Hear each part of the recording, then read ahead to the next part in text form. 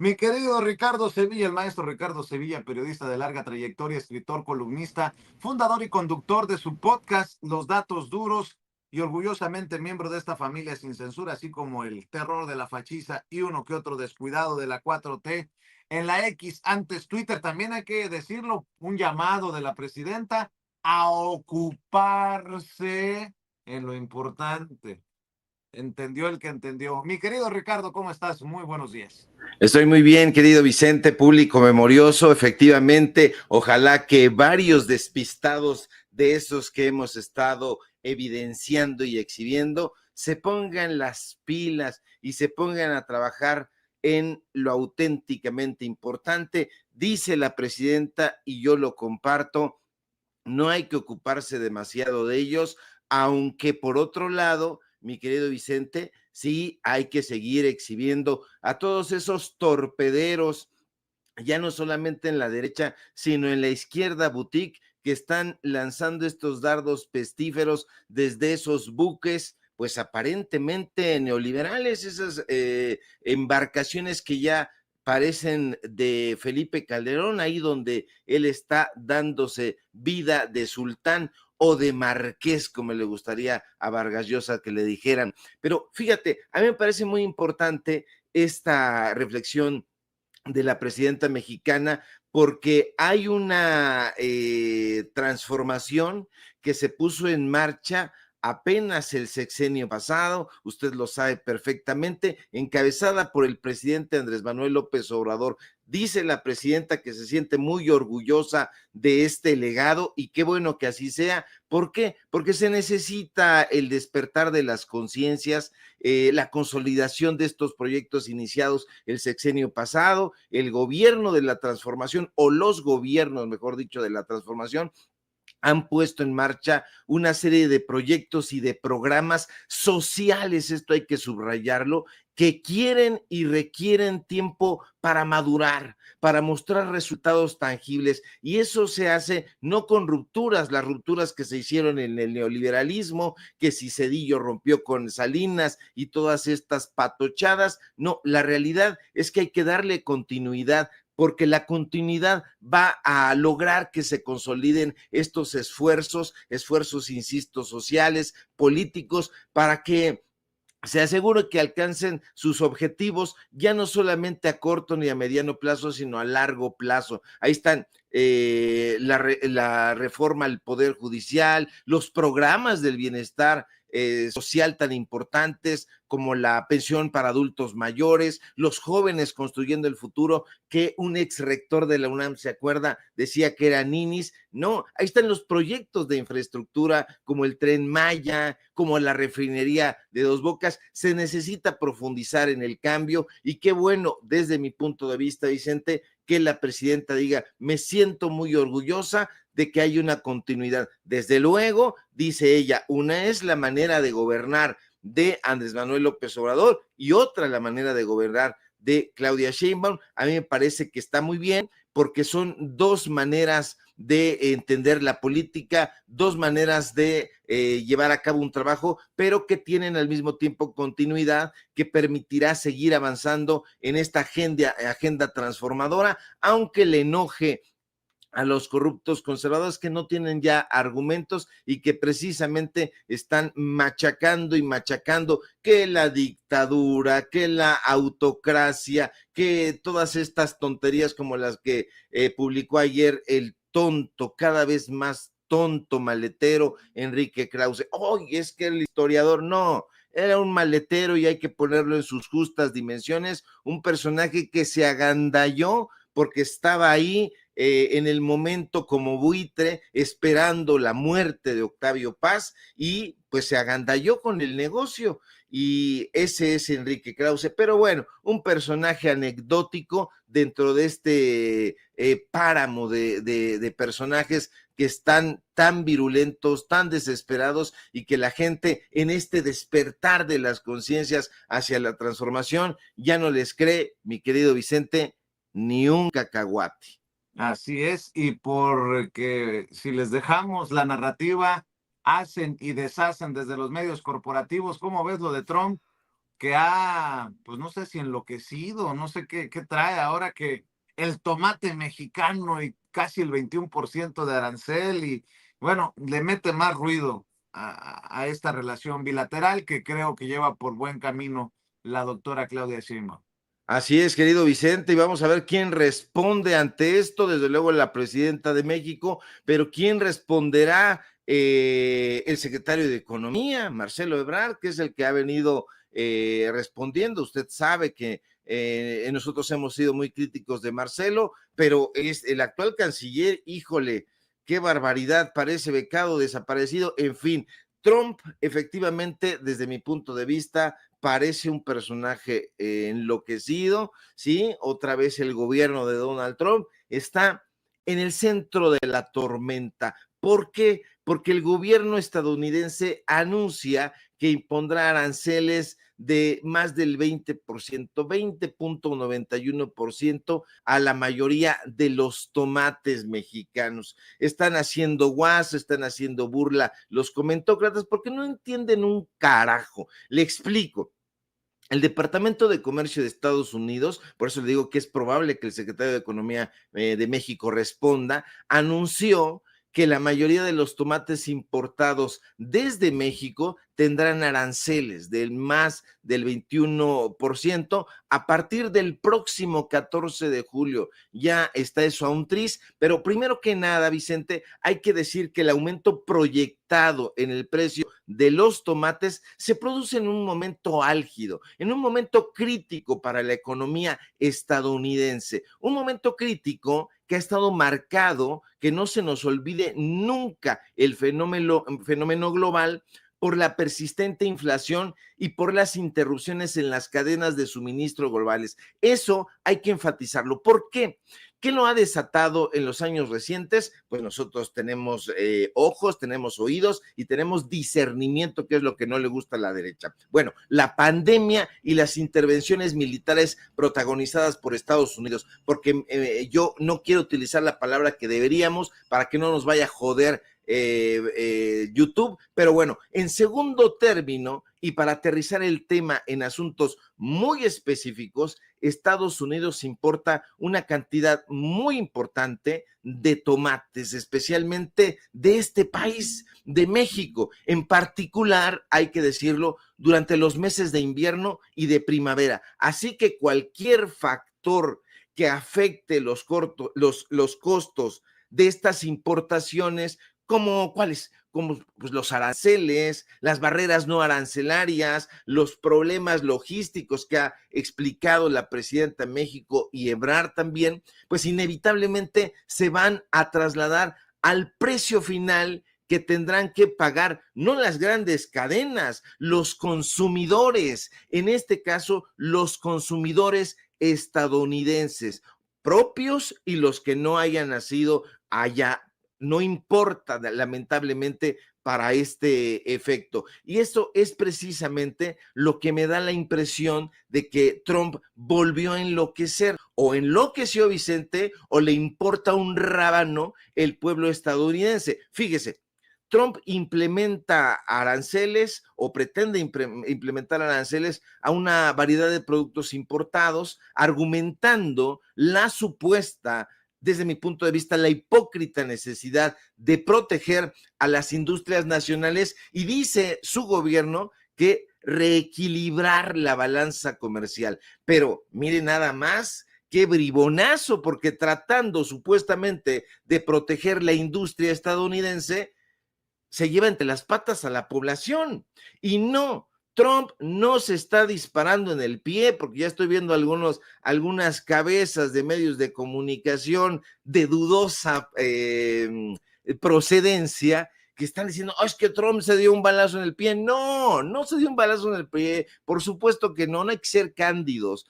Trump, el Departamento de Comercio de Estados Unidos, está disparándole al corazón de la economía estadounidense. ¿Y quién está en el corazón de la economía estadounidense? El pueblo. Un pueblo al que se supone que Donald Trump debería resguardar. Y yo no veo en este punto, Vicente, a la oposición denunciando este proteccionismo de Estados Unidos, porque se ha hablado del proteccionismo de los programas sociales que implementó el gobierno de Andrés Manuel López Obrador y que continúa el gobierno de Claudia Sheinbaum, pero yo no veo hablando del proteccionismo estadounidense a la derecha, y eso es precisamente lo que está sucediendo, proteccionismo, que es esta falsa idea o esta falsa creencia de que un gobierno piensa que la producción nacional debe ser priorizada, en este caso la producción de tomate, incluso a costa de precios más altos para los consumidores directos. Pero detrás de todo esto, Vicente, y que me parece lo más destacado y que hay que poner ahí en el tintero, es lo mismo de siempre. Lo habitual en el gobierno de Trump. ¿Cuál es lo habitual en el gobierno de Trump? La amenaza. Sí, la amenaza es un gobierno amenazador y en este caso está utilizando la amenaza de los aranceles como una herramienta de presión para negociaciones comerciales en esta relación bilateral con México. Ya se dijo en la conferencia mañanera que este 21% en el precio de los tomates, pues les van a salir más caras las ensaladas, pero la verdad es que eso, más allá de que lo que pueda parecer un chiste, va a tener un impacto de cuajarse en el presupuesto de los hogares estadounidenses, especialmente, Vicente, en aquellos hogares de bajos ingresos, porque no crea usted que todo es bonanza en Estados Unidos, como creería el estúpido de Raimundo Riva Palacio y toda esta gente. No, no, no, no. Esto es una narrativa tonta del sueño americano, no nos vayamos con eso, pensemos un poco, y allá en Estados Unidos también hay un pueblo de bajos ingresos y el impacto en todo caso, en el peor de los casos, mi querido Vicente, va a ser justamente en el pueblo estadounidense. Así es, querido Ricardo. Estoy también revisando los comentarios de la gente que nos hace el favor de conectarse aquí en Sin Censura. Gracias a Javier Popoca por los $10 de Superchat. Angélica Landa, gracias por los 200 pesos de Superchat. Dice, ánimo, Sin Censura. Los necesitamos para que nos sigan informando. Ojalá investiguen las estructuras y los altos sueldos en el Poder Ejecutivo que vienen del PRIAN y continúan ahora, dice Angélica Landa. Oigan, por cierto, hablando de continuidad, lo que decía en la mañanera del pueblo, la presidenta Claudia Sheinbaum Pardo, que no va a romper con López Obrador, no puede, simple y sencillamente no se puede contar la historia de la transformación sin López Obrador. El Tren Maya, por ejemplo, una de las obras clave del sexenio de Andrés Manuel López Obrador y que esperemos que despegue a los niveles que tienen proyectados en el gobierno que encabeza la doctora Claudia Sheinbaum Pardo. Dice Luis de Alba, el Pirruris, que está chido, chido, chido de a madre. Mi querido Ricardo Sevilla, pues hablando de artistas, de actores, de actrices, de cantantes, no todos piensan como Eugenio Derbez, ni como Rubén Albarrán, el vocalista de Café Tacuba, ni quién más formaba parte de esta campaña contra el Tren Maya de Los Selva. charolastras. Pues no todos piensan así. Hay artistas de abajo, del pueblo. Creo que no exagero si digo que Luis de Alba es del pueblo y para el pueblo. Y bueno, pues así como Huicho Domínguez, Carlos Bonavides, respalda al menos esto, el Tren Maya, Ricardo Sevilla.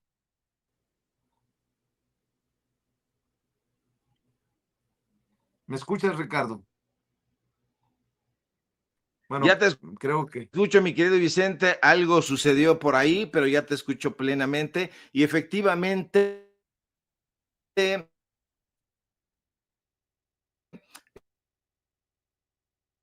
Bueno, eh, creo que tenemos problemas con el internet del maestro Ricardo Sevilla. pues Córteme el audio, mi querida Ceci, porque está sale el actor. fallando, está intermitente. Querida Ceci, ayúdeme, por favor. Yo sigo escuchando a Ricardo Sevilla. Gracias, querida Ceci. Le voy a pedir al maestro Ricardo Sevilla a ver si puede ingresar nuevamente al sistema. Algo pasó. Y bueno, mientras el maestro Ricardo Sevilla regresa, hay que decirlo, que cada vez son más famosos y no famosos que visitan, que se suben al Tren Maya. Hoy nos saludaban desde el hotel del Tren Maya, precisamente allá en Campeche. Y bueno, pues se suma a los reconocimientos, como bien me dice Carlos Martínez, de artistas como Jesús Ochoa, el Chovy Ochoa, mi paisano. Esto es lo que dice y lo que circula en redes sociales. Luis de Alba, conocido comediante de las masas, de la raza de abajo, de este grupo de artistas que respalda la 4T. Mi mujer y yo estamos aquí en el Tren Maya y vamos a Cancún y luego vamos a trabajar, Mar, mi vieja, hombre, ¿qué está esto? De veras, qué linda, no dejen de venir al Tren Maya. Vamos a pasar, nos comentan que es por una área de selva, áreas verdes, hay algunas paraditas que se hacen previamente, pero como a mí, pues la experiencia de vivir, de viajar en el Tren Maya, la estamos tomando el día de hoy, desde Mérida hacia Cancún. ¿Qué fecha es? Pues estamos a 28 de marzo. Es viernes 28 de marzo, aquí en nuestro primer viajecito. Miren, así es. La reina. Más o menos está nuevecito el tren, está muy bonito. Padre y de mantenimiento y la atención de los empleados y la estación está de primera, no dejen de venir.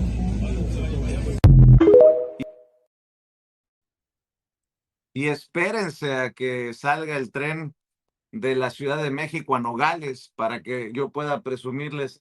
Llegué a mi tierra, a mi Sonora, en tren. En serio que lo deseo con todo el corazón para poderle reclamar a Cedillo, como no le reclamó Mario Vargas Llosa en vida, por haber entregado nuestros trenes, por habernos clavado el Fobaproa. Mi querido Ricardo Sevilla, algo pasó con el internet, con la conexión, pero qué bueno que estás de regreso. Yo creo que sí, querido Vicente, es que aquí ahí da el solazo y creo que le dio directamente ahí al artefacto que posibilita que nosotros nos podamos conectar, porque usted sabe perfectamente que aquí en Sin Censura, en nuestro medio modesto, pues estamos trabajando no como Manuel Arroyo y su asociación con Bloomberg, que hoy lo exhibieron en la mañanera, sino de manera auténtica y, como decía mi querido Vicente hace un momento, de manera orgánica. No necesitamos nada de esas cosas, de todos esos artefactos que algunos están ahí manejando. Pero bueno, más allá de eso, el ratón Crispín, el Pirurris, Luis de Alba, viaja en el Tren Maya y ya lo escuchó usted, opina que está chido de a madre. Y aquí nos topamos, Vicente, es muy importante decirlo, creo, con la incongruencia de la derecha y de la comentocracia. ¿Por qué?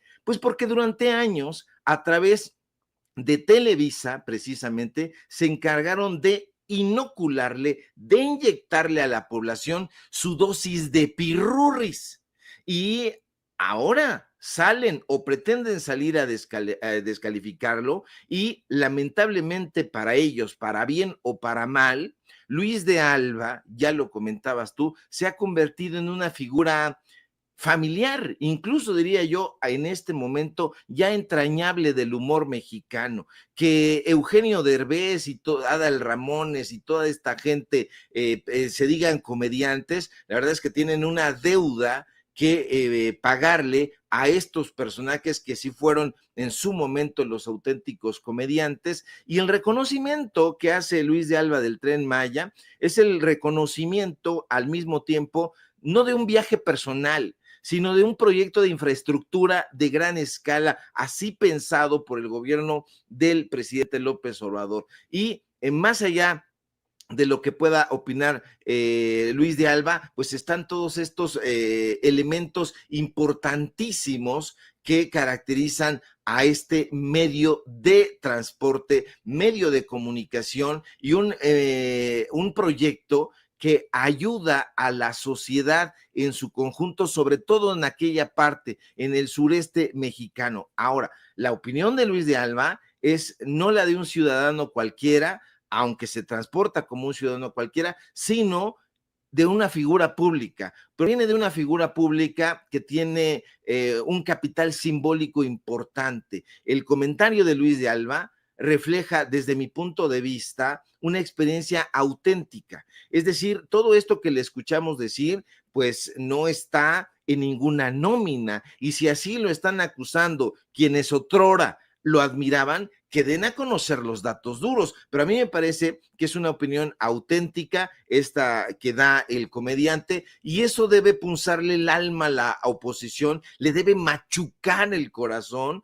escuchar que Luis de Alba destaca la comodidad, la eficiencia, la belleza del recorrido, pero bueno, más allá de las opiniones que da de Alba, hay que decir que el Tren Maya, Vicente, trasciende la mera construcción de vías férreas, de estaciones, es la recuperación de un proyecto nacional inaugurado prácticamente después de la Revolución Mexicana, y que Ernesto Zedillo se encargó de rematar y ya le vino a dar la puntada el gobierno de Vicente Fox. Así que esta opinión que da de Luis de Alba me parece interesante en ese contexto. Pensar que el Tren Maya no es importante es una ridiculez. El Tren Maya es un proyecto emblemático, no solamente del gobierno mexicano, del de Andrés Manuel López Obrador y el actual de Claudia Sheinbaum,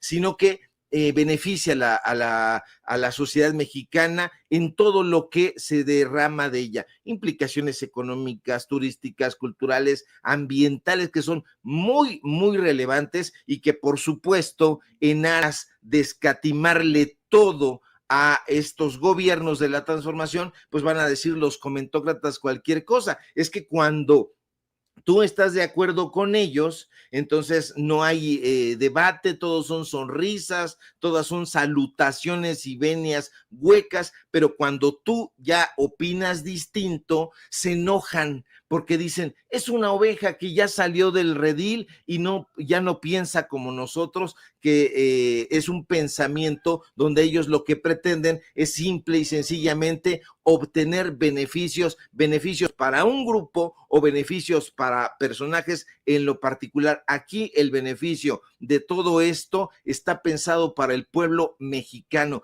y eso es lo que le duele a la derecha, que haya un gobierno transformador que tiene una visión social. Si ellos quieren de izquierda, pero la verdad es que la izquierda, pues ¿quién lo va a creer así? No es absolutamente nada malo, sino yo diría al revés. Esta visión social que se desprende de los gobiernos de la transformación hay que celebrarla, y bueno, pues ahí está el comentario de uno de los personajes, Vicente, insisto, que se formó en las filas de Televisa. Así que yo quiero ver a los televisos saliendo a eructar majaderías en contra de un personaje, de un comediante muy célebre que fue capitán de fragata de sus huestes artísticas. ¿Le hacemos caso a Luis de Alba o le hacemos caso a Lady Chanel, mi querido Ricardo Sevilla? A Lourdes Mendoza, así se le conoce en el maldito mundo de las redes sociales. Dice, el capricho de ya déjenlo en paz. Y me llamó la atención porque en su columna del Financiero aparece una fotografía donde yo estoy ahí, salgo por alusiones personales. El capricho del Tren Maya describe de cuerpo completo a AMLO y su 4T. No solo por el cinismo con el que el expresidente mintió sobre esta obra, sino por el ecocidio causado, pasando por la merma al erario de los constructores que sin pudor alguno destruyeron a su paso, cobrando carretadas de dinero. La Auditoría Superior de la Federación ha practicado 53 auditorías para la revisión de las cuentas públicas 2019-2023 y ha revisado el 68% del gasto reportado. Para la revisión de la cuenta pública del ejercicio 2024, están practicando otras 14 auditorías más identificadas con los números 125 al 143. A ver, 125, 126, 130, 131, 132, 133, 136, 137, 138, 139, 140, 141, 142 y 143 según el programa anual de auditoría. De acuerdo con esas 53 auditorías, hasta el 2023 se tiene un gasto acumulado de 418,274.7 millones de pesos, si se consideran los importes reportados como universos seleccionados.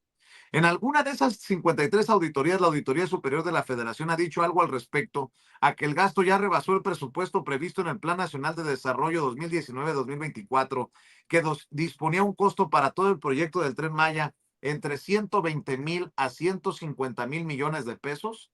No, dice Lourdes Mendoza en su columna del Financiero.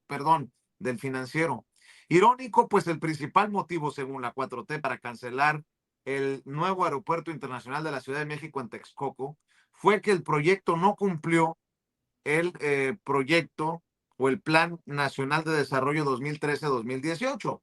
Con todo y la aparente vigilancia en sus auditorías, la intromisión persistente de la SFP, actual SABG, el monto acumulado de irregularidades es de 5,201.4 millones de pesos. No son iguales, salieron peores, dice Lourdes Mendoza. Y sigue con su, pues con su columna, y yo nada más quiero preguntar, dice al final de su columna, auditores o youtuberos afines a la 4T. Y aparece el Chapucero, aparece Rafa Herrera, Juncal Solano, el Defensor de la Verdad, ¿quién más aparece ahí? Saúl Soltero, Lord Molécula y su servidor, en una fotografía que nos tomamos hace años. Dice en su columna, no sé por qué, pero dice, como Fonatur no pudo entregar a Sedena el proyecto a finales de diciembre de 2023 y se tuvo que publicar otro decreto el 1 de marzo de 2024, redactado casi igualito al primero, obviamente sin explicar cuál fue la causa de fuerza mayor que impidió cumplir la transferencia en diciembre de 2023, salvo que se habían hecho muchas gestiones de rescate ecológico y ahí sí, ajá. Luego dijeron que pasaría el 12 de septiembre de 2024 y como tampoco ocurrió, ya con su desvergüenza expidió otro decreto más el último día de su administración, ahora para que Fonatur, Sedena y todos los involucrados indicaran el avance de las gestiones en las actas de entrega por la conclusión del cargo del titular del Poder Ejecutivo Federal. ¿Qué húboles? Los auditores que podían y debían cuestionar el gasto del Tren Maya terminaron maquillando y aplaudiendo aún más que los propios constructores. Pues no, que en la 4T ya no habría obras sin terminar, ni habría empresarios ricos y pueblo pobre, y que la corrupción e impunidad acabarían. La 4T de lengua se come un taco y la madera de los árboles tirados, zapá, no acabamos ni talamos un solo árbol, dice esta señora. Yo no entiendo por qué pone la fotografía de nosotros, me imagino que porque nosotros sí le apostamos al desarrollo y al despegue del Tren Maya, pero o porque de plano, como nadie lee su columna, se intenta colgar de los youtuberos de la 4T, mi querido Ricardo Sevilla. A mí lo que me da tristeza es que no aparezca yo en esa fotografía. Me hubiera gustado aparecer en ella. La verdad es que yo considero, y lo he dicho aquí públicamente, en corto y en privado, porque soy la misma persona siempre, que la manera de comunicar ha cambiado y estos personajes no lo quieren ver, no lo quieren entender, tienen todavía esa idea aristocrática del periodismo que lamentablemente se encargaron muchos empresarios de atizar una Bueno, seguimos teniendo problemas con la conexión del maestro Ricardo Sevilla, periodista de larga trayectoria, gran amigo de Sin Censura. Su colaboración es no solamente relevante, sino fundamental para que hablemos sin pelos en la lengua, sin censura. Vamos a ver si logramos la reconexión. Mi querido Ricardo, ya es complot. Ya es complot de esto, es una cosa demencial, ya estoy aquí echando rayos y centellas, qué es lo que estará sucediendo. Yo ya lo veo sospechoso, sospechosita, diría el tarado de Santiago. Es que hay tanta gente tan tarada y una de estas personalidades taradas es Lourdes Mendoza. Tiene que aprender a hacer periodismo, hay que decirlo con todas sus letras y da pena, da vergüenza expresarlo así, pero en todos estos años que lleva metida en esos medios de comunicación publicando columnas y entrefiletes, no ha aprendido un cacahuate, no ha aprendido a hacer periodismo. Y es que hacer periodismo no solamente implica el conocimiento de herramientas periodísticas, sino también la sensatez y el humanismo. Y estos personajes deshumanizados, indiferentes a los reclamos del pueblo, insisto, tenían esta idea aristocrática del periodismo. Les abrieron la llave en los sexenios neoliberales y ellos se colaron por la puerta de enfrente, iban a Los Pinos. Usted sabe perfectamente que de Enrique Peña Nieto para atrás les abrían ahí las puertas de esos palacetes allá en lo que hoy es un parque, afortunadamente, y que nos da cuenta de cómo vivían estos personajes. Y Lourdes Mendoza forma parte de unas huestes encabezadas por este personaje, por este empresario que es Manuel Arroyo, un personaje que defiende intereses muy claros y que son intereses, hay que decirlo, intereses que le convienen a él, a sus empresas, que tienen que ver con contratos, y utiliza como carne de cañón, y se prestan ellos, por supuesto, a todos estos personajes, a Raimundo Riva Palacio, a Lourdes Mendoza, a Macario Esquetino, a todos estos que engrosan las filas de ese periodicucho que, como tú dices, es el financiado. Sí es el financiado porque tienen contratos millonarios, nosotros los hemos dado a conocer, o ya francamente usted lo sabe, y como están perdiendo todo ese dinero, Vicente, ven a los compañeros y compañeras, te ven a ti como una amenaza. ¿Por qué? Pues porque estás pues captando la atención y la narrativa de un pueblo y de un auditorio que así te lo ha solicitado, que la gente te respalda, que la gente se informa contigo, y dicen ellos, bueno, a nosotros no nos leen, si nos ven en la calle nos escupen, nos maldicen, nos reclaman. ¿Esto a qué se debe? Pues a que el pueblo está despertando. Hay este despertar de las conciencias que me parece muy relevante. Y entonces, ¿qué es lo que hacen y cuál es el truco? Tratar de hacer una caricatura y enfrentarse no con ideas, no con argumentos, sino con la caricatura que ellos hacen de cada uno de los personajes. Pero la tienen perdida, querido Vicente, y lo saben, pero no lo quieren aceptar. Nunca lo van a aceptar, pero la gente se los va a recordar en cada uno de los momentos en que se los tope. O usted cuando los ve, que dice, ¿me das tu autógrafo, Lourdes? No, hombre. Y luego con estas bolsas chinas que ahora ya están sacando, tanto que invirtieron ahí los políticos y los empresarios en regalarle sus bolsitas, y resulta que al final del día eran chinas. Mi querido Ricardo, hablemos de narcocorridos para cerrar, si te parece, porque es un debate recio. Censurar o no censurar, prohibir o no prohibir, ¿qué hacer? Y al interior de la 4T también hay diferentes opiniones. Escuchábamos al gobernador de Michoacán, Alfredo Ramírez Bedoya, diciendo que va a prohibir los narcocorridos en Michoacán y los conciertos que vayan en ese sentido. Luego leemos a Luisa María Alcalde, la presidenta nacional de Morena, diciendo que básicamente nada por la fuerza, todo por la razón. Y estoy leyendo a Raimundo Riva Palacio, que es el chile de todos los moles, y dice, la 4T en el laberinto de los narcocorridos. ¿Y por qué hago mención de Raimundo Rivapalacio, de Lourdes Mendoza? Porque eso es lo que vamos a ver en los medios corporativos, o eso es lo que va a ver la gente que todavía ve televisión, radio y lee la prensa.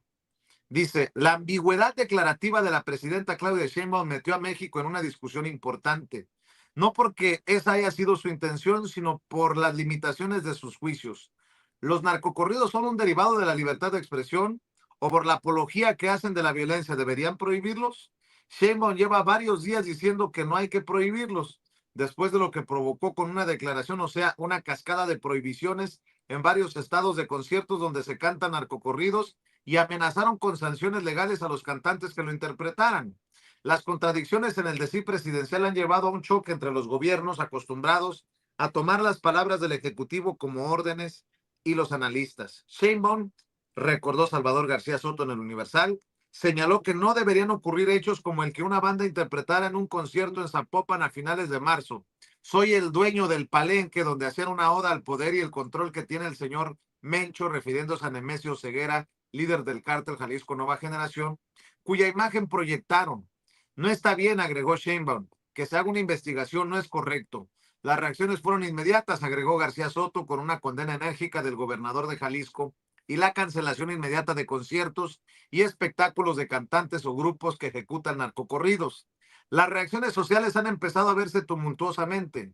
El sábado 12 de abril, los asistentes al concierto de Luis R. Conríquez, un cantante que interpreta los llamados corridos bélicos, que abordan temas violentos y conflictivos como los enfrentamientos armados entre grupos criminales que han acompañado al ídolo del género Natanael Cano y a Peso Pluma, destrozaron el local cuando les dijo que el gobierno mexiquense le había prohibido hacerlo y que si lo hacía le apagarían el sonido y lo meterían a la cárcel. Adelantó que haría cambios significativos a las letras de sus canciones. Cito, que Conríquez dejara los narcocorridos presionado por el gobierno, que Conríquez dejará los narcocorridos presionados por el gobierno, escribió Roberto Zamarripa, director editorial de Reforma. Significaría un sonoro cambio en el negocio musical y de los corridos tumbados, pero más aún, concluyó, no se puede prohibir la realidad. Pierden el tiempo con sus ánimos censores. La realidad hay que transformarla según el clásico. ¿Quieren que canten sobre la paz? Pues hay que apaciguar al país y para eso falta. Es un buen problema en el que se está metiendo el gobierno al prohibir sin prohibir, la que desde la revolución quizás sea la narrativa más popular de la patria, comentó Ciro Gómez Leiva en Excelsior. Las palabras de Sheinbaum llevaron al gobierno del Estado de México a prohibir a Conríquez y al de Aguascalientes este domingo a prohibir el concierto de otro cantante de ese género, el Commander. El gobierno de Michoacán anunció que presentará una iniciativa de ley para cancelar cualquier evento donde se haga referencia a delitos. La ola contra los narcocorridos y los tumbados, otro género de amplísima popularidad, va creciendo. Antes los estados de Baja California, Chihuahua, Guanajuato, Jalisco, Nayarit, Querétaro y Quintana Roo han impuesto sanciones a quienes interpreten canciones de apoyo al crimen organizado y la semana pasada una diputada en el Congreso de la Ciudad de México exhortó a las autoridades a prohibir narcocorridos. El tentáculo censor se va extendiendo en medio de hipocresías políticas. Por cerca de 3 décadas, las telenovelas de mayor éxito en México fueron aquellas donde los jefes de los cárteles de las drogas interactuaban en complicidad con políticos en los más altos niveles, mostrando una corrupción inacabable. El productor dominante de esta temática era Epigmenio Ibarra, el videógrafo y propagandista del expresidente Andrés Manuel López Obrador, a quien podría atribuírsele la construcción exitosa del silogismo perverso causado por la dinámica criminal de sus telenovelas que influyó en conductas electorales. La trama se convirtió en el grito de guerra del obradorismo para estigmatizar todo el pasado y ocultar inopinadamente quizá las relaciones sospechosas del expresidente con el cártel de Sinaloa. No debió haber pensado López Obrador que todo se habría de voltear ante su descuido en el trato de sumo respeto con los criminales y en especial con Joaquín El Chapo Guzmán. El boomerang vino con la canción de Cano y Gabito Ballesteros, Cuerno a su lado, que refleja lo que Gómez Leiva y Zamarripa sugirieron. El género es un espejo de la realidad que vive y percibe la sociedad, como revelan algunos extractos de su letra. Cuerno de chivo a su lado, el arma predilecta de los narcos con el gobierno pactado. Chingo de perico que se ha traficado. La montaña patrocina donde vivía el Chapo, siempre en el rancho. Joaquín Guzmán lo era para presidente. delincuencia organizada, ya saben qué pedo. Tocan al ratón y un desmadre les hacemos. El coro es contundente. Iván Archibaldo, los botones, voten por Joaquín en las elecciones.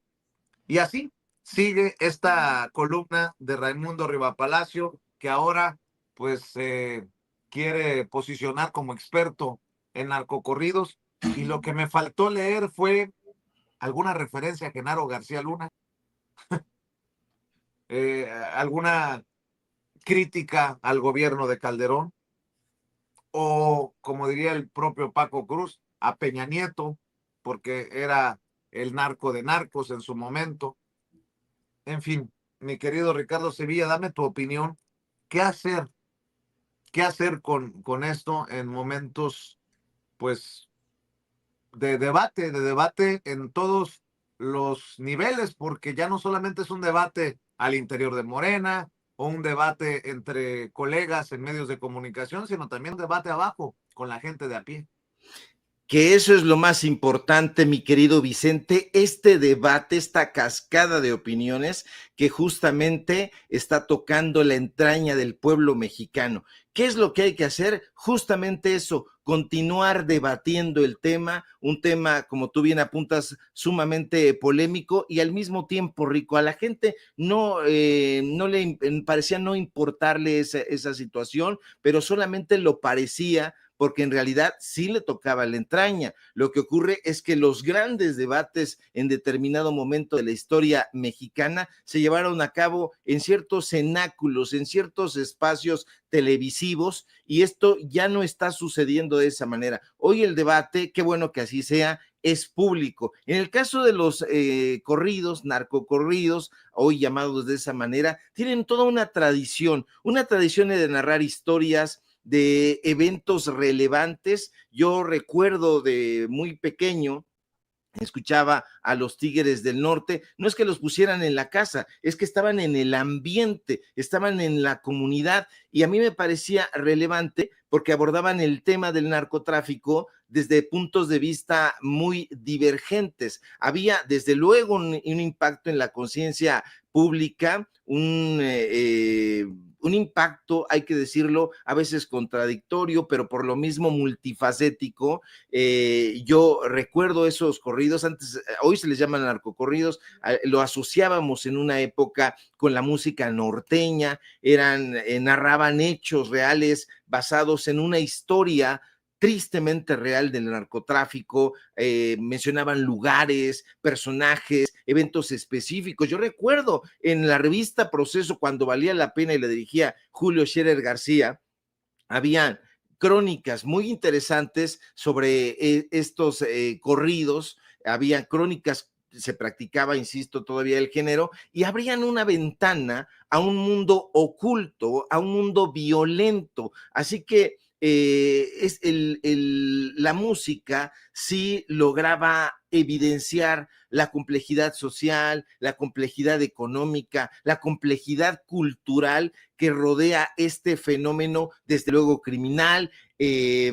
Todas estas narraciones, estas letras que destacaban la pobreza, la falta de oportunidades, la búsqueda ambiciosa del poder, de la riqueza, que envolvía no solamente a los jefes del narcotráfico, sino también a los políticos, pues hacía que nosotros conociéramos estas historias donde la víctima del narcotráfico era esencialmente el pueblo. A mí me parecía muy, muy relevante. Eso abre una ventana, insisto, a que conozcamos el fenómeno, pero todas estas loas que hoy ya se están escribiendo, propagando, propalando, sí me parece que ya no tienen el anhelo de que el pueblo tenga conciencia sobre el lado oscuro del narcotráfico, sino que ya están saludándolo como un producto mercantil, y eso me parece que se tiene que continuar debatiendo. Qué bueno que así sea. No vamos a encontrar en este preciso momento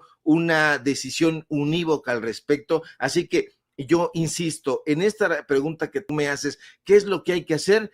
justamente lo que estamos haciendo en este preciso momento, ponerlo en la mesa de discusión en medios de comunicación, tanto de derecha como de izquierda, medios independientes, pero sobre todo la gente tiene que discutirlo. ¿Y cómo lo tiene que discutir desde mi punto de vista? Con un punto de vista sumamente crítico. ¿Qué es lo que hay que hacer? Educar. Prohibir yo no lo vería adecuado, a mí no me gustan las prohibiciones casi de ninguna índole, porque creo que sí hay que conocer las prohibiciones que se tienen que acatar, pero aquí creo que lo que vale mucho la pena es educar. Si tú le ofreces un modelo educativo a la población donde pueda conocer y reconocer cuáles son estos fenómenos y lo sepa evaluar críticamente, ahí ya estaremos de gane. Así que lo que se tiene que hacer desde mi punto de vista, mi querido Vicente, es continuar debatiendo sobre el asunto. Claro que sí, como también vamos a continuar debatiendo cuál sería el legado de Vargas Llosa, nada más porque mi pecho no es bodega. Se creen tocados por Dios y el chile de todos los moles. El Chucho, muy Chucho, por cierto, Jesús Ortega, uno de los sepultureros del PRD. El arte no tiene ideología. Descalificar a Picasso por afiliarse a la República o estigmatizar a Octavio Paz por suponerlo de derecha es un absurdo. Eso mismo sucede con Vargas Llosa, quien algunos cretinos pretenden desacreditar como escritor por sus convicciones políticas. Ello es aberrante. No, gran escritor, un hijo de la chingada, culebra de derecha como político, punta de lanza para la derecha internacional. No te confundas, Jesús Ortega. Ah, por cierto, ¿tú eras de izquierda, Chucho? ¿Qué va a ser de izquierda, mi querido Vicente? Un chapulín absoluto y un mediocre sin tacha. Dicen que es uno de los ídolos del Patitas de Molcajete. Con eso te dije todo. Sí, pues imagínate ese Patitas de Molcajete. Yo tengo 50 años de edad, público memorioso, y me aventé 2 años en odontología. Si usted no lo sabía, yo salí del CCH y me fui a estudiar 2 años odontología. Y ya llegué con 2 años de rezago, digámosle así, a la Facultad de Ciencias Políticas y Sociales, a estudiar Ciencias de la Comunicación. ¿Pero qué cree usted? El Patas de Molcajete, que tiene más edad que yo, iba en mi generación. Él estaba inscrito en la Facultad de Filosofía y Letras y ya era conocido y coreado por los grupos porriles allá. El PRD allá se lo captó, se lo llevaron a la rectoría, lo sentaron en una sillita pequeña, porque en una grande le colgaban las patitas de molcajete y lo invistieron como uno de los porros que en la huelga de 99-2000 iba, por cierto, a los programas ¿de quién cree usted? De Ciro Gómez Leiva, por supuesto. Ya en ese momento era saludado por Ciro y por todos esos personajes como un personaje porril, pero ayudado por la derecha. Un personaje que además tenía casita ya en el Pedregal. Su familia tenía dinerito, siempre ha tenido su lanita, así que ese es el Patitas de Molcajete. En cuanto a lo que dice uno de los chuchos, está completamente equivocado. Y estaba yo leyendo al estúpido de Maines, es que no nos merecemos a estos políticos, Vicente, no los merecemos, pero bueno, eso está cambiando. Maines decía que Vargas Llosa era el escritor que Latinoamérica nunca había tenido. Imbéciles, ¿cómo que nunca lo tuvo? Si ahí estaba, pero eso pasa por repetir lugares comunes. Vargas Llosa fue un gran escritor, lo fue hace mucho tiempo, a la mitad de su carrera literaria. Los primeros trabajos de Vargas Llosa fueron trabajos regulares, Los Cachorros, La Ciudad y los Perros.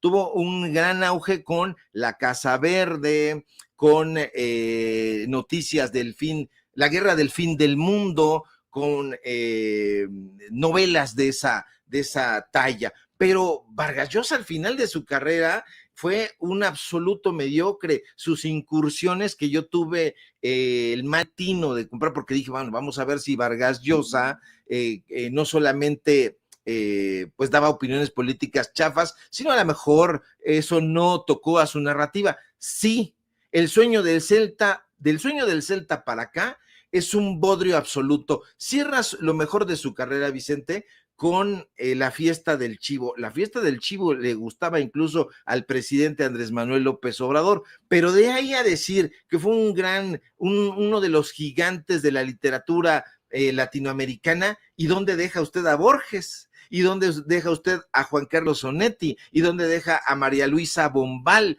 ¿Y dónde deja usted a las hermanas Ocampo? Por hablar de grandes escritoras, porque el boom latinoamericano fue una estrategia de Carmen Balcells. Eso también se tiene que decir. Así que, Jesús Ortega, ¿por qué juras y pones tus manos corruptas sobre la obra de un escritor, de un autor al que nunca has leído? Lo sabes perfectamente, y puedo ir a la puerta de tu casa, sentarme ahí en una sillita un poco más alta que la del Patas de Molcajete y darte una cátedra al respecto, porque a diferencia de ti, nosotros en el pueblo sí leímos a Vargas Llosa y sabemos perfectamente que lo que tú opinas es solamente un lugar común y solamente por chingar al gobierno de la transformación, porque es a lo que se dedican. No cortan, diría mi abuelita, mi querido Vicente, estos cuchillos, pero bien que chingan.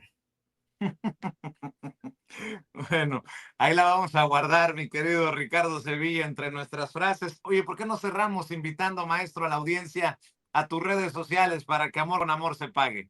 Claro que sí, querido Vicente, público memorioso. Síganos en nuestras redes sociales, en X, @Sevilla Crítico, en Facebook, Ricardo Sevilla, así nada más. Síganos, por favor, en Datos Duros Podcast. Ahí está nuestro nuevo episodio. Mañana se estrena otro episodio, así que le puede usted echar un lente. Se vienen episodios muy interesantes, muy polémicos. Algunos hasta nos van a dejar de hablar porque como tienen la piel sensible y se dicen cosas fuertes, pues uno que les pone el micrófono y ellos se tienden, les pregunta a uno y pues responden desde el fondo de su corazón. Así que no se enojen con nosotros, aguanten la crítica, no sean sensibles, y si son sensibles, pues métanse de gelatinas, aunque van a fracasar como Xochitl Gálvez. Síganos, por supuesto, aquí en La Familia Sin Censura, donde somos orgullosamente miembros. Te mando un fuerte abrazo, querido Vicente, y si quieres un paquete de libros de Vargas Llosa. Ya te escucho. Mi dotación, te digo, mi dotación, mi querido Ricardo Sevilla. Te mando un abrazo, maestro. Cuídate Otro. mucho. Déjeme saludar al buen Toño Ruiz, mi